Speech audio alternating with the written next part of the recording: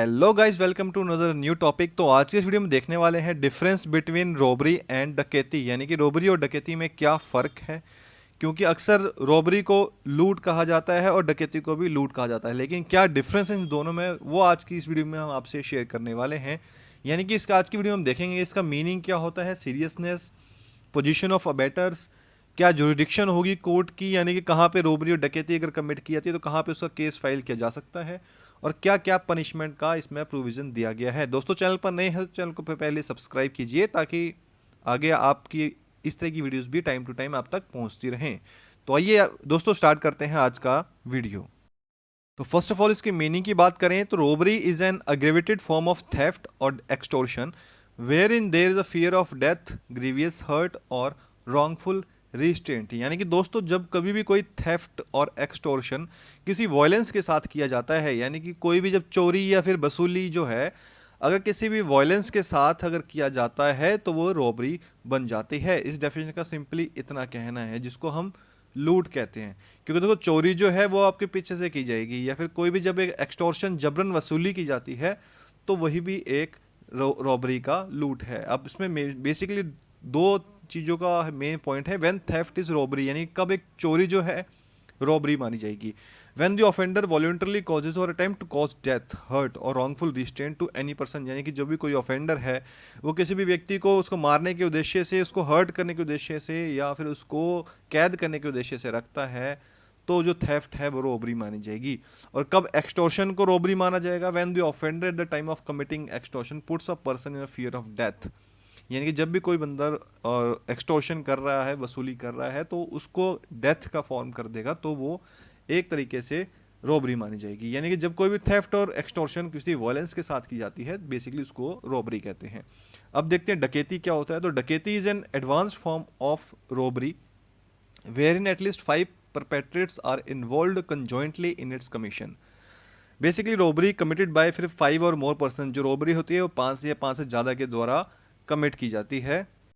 और हम कह सकते हैं कि dacoity is an aggravated form of robbery and there is no difference between robbery and dacoity except in the number of offenders. If less than 5 it is robbery, but if they are more than 5 it's a dacoity. यानी कि डकैती भी जो है एक robbery का ही form है, लेकिन डिफरेंस सिर्फ इतना है कि अगर वो जो कोई भी रॉबरी अगर 5 या 5 से ज़्यादा के द्वारा की गई है तो वो डकैती मानी जाएगी, और अगर कोई भी रॉबरी तब मानी जाएगी जब कम से कम 5 बंदों से कम के द्वारा कमिट की गई है। अब देखते हैं इसकी सीरियसनेस को। तो robbery is less serious in nature, यानी कि रॉबरी जो है लेस सीरियस है, क्योंकि इसमें देखो 2 या 3 या 4 बंदे होंगे तो कम सीरियस है। और डकैती में 5 से ज़्यादा बंदे हो सकते हैं, 10 भी, 15, any time. Next, dacoity is a more serious offence than robbery because of the terror caused by the present number of offenders. देखो दोस्तों, जहाँ पे ज़्यादा व्यक्ति होंगे ऑब्वियसली बात है, ज़्यादा नुकसान पहुंचाने के उद्देश्य से आए होंगे, तो इसीलिए डकैती को मोर सीरियस ऑफेंस माना गया है।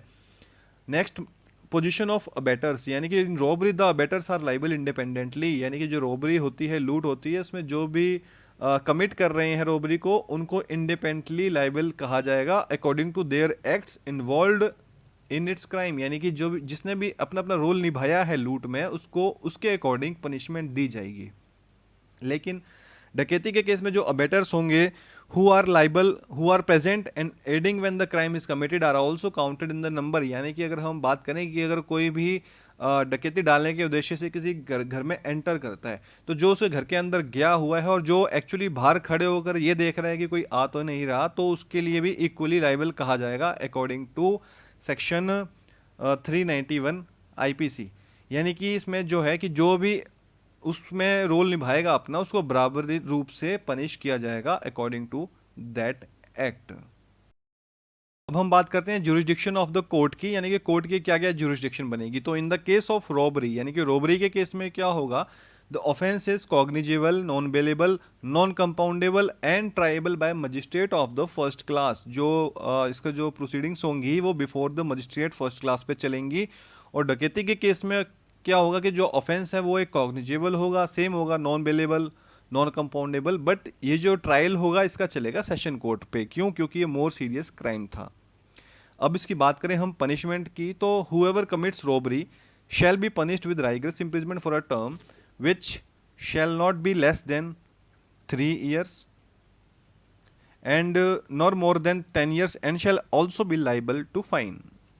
यानी कि दोस्तों रोबरी के केस में क्या होगा कि पनिशमेंट ऐसी होगी कि कम से कम कठोर कारावास उसको दिया जाएगा, जो कि और कितने साल की सजा होगी, 3 से 10 साल तक। यानी कि कम से कम 30 साल होनी चाहिए, ओ सॉरी, कम से कम 3 साल और मैक्सिमम 10 साल की सजा का प्रोविजन दिया गया है, और फाइन भी दिया जाएगा या फिर दोनों। और डकैती के केस में क्या होता है कि इसमें भी कठोर कारावास होगा, लेकिन इसमें जो है 10 ईयर को एक्सटेंड कर सकते हैं। यानी कि इस केस में 10 साल से ज़्यादा का पनिशमेंट होगा और फाइन भी दिया जाएगा, राइग्रेस इम्प्रिजनमेंट। रॉबरी में एक इंपॉर्टेंट पॉइंट्स आपसे और शेयर करना चाहूँगा कि राइग्रेस इम्प्रिजन 10 ईयर फाइन तो है ही है, अगर कोई भी जो रॉबरी है हाईवे पे कमिट की जाती है बिटवीन सनसेट एंड सनराइज, तो जो पनिशमेंट है रॉबरी के केस में वो 10 साल से बढ़कर 14 साल तक भी की जा सकती है। तो दोस्तों यह आज का इंपॉर्टेंट वीडियो जो कि सोचा आपसे शेयर किया जाए। इस तरह की वीडियोस को देखने के लिए चैनल के साथ बने रहिए, चैनल को सब्सक्राइब कीजिए, वीडियो को लाइक और शेयर कीजिए। मिलते हैं जल्दी आपको एक न्यू टॉपिक